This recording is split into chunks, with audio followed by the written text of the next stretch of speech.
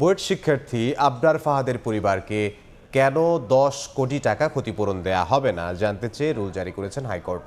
একই সঙ্গে বিশ্ববিদ্যালয়গুলোতে নির্যাতনের ঘটনা তদন্তে কমিটি গঠনের নির্দেশ দেওয়া হয়েছে। সকালে এক আইনজীবীর করা রিটের প্রাথমিক শুনানি শেষে বিচারপতি AK-M আসাদুজ্জামান ও বিচারপতি মোহাম্মদ মাহবুবুল ইসলামের সমন্বয়ে গঠিত হাইকোর্টের দ্বৈত বেঞ্চ এ আদেশ দেন। 2019 সালের 6 অক্টোবর রাতে বুয়েটের শেরি বাংলা হলে আবরারকে পিটিয়ে হত্যা করে ছাত্রলীগের নেতাকর্মীরা।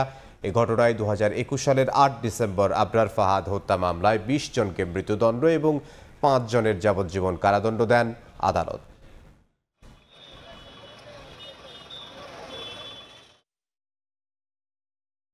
তদন্ত কমিশনটা হবে যে এই আবরারের ঘটনাটার সময় এই টর্চার যে হয়েছে এবং সেই প্রেক্ষিতে যে কোনো ওই সময় যে কোনো ব্যবস্থা কার কার ফেইলিয়ার ছিল এবং ওই সময় যে ওই নিরাপত্তা নিশ্চিতে যে ব্যর্থ হয়েছে সেইগুলো দেখার জন্যই ওই তদন্ত কমিশনটা গঠনের জন্য ওই প্রেয়ারে চাওয়া হয়েছিল। তার প্রেক্ষিতেই আদালত তদন্ত কমিশন গঠনের ব্যাপারে নির্দেশনা প্রদান করেছে।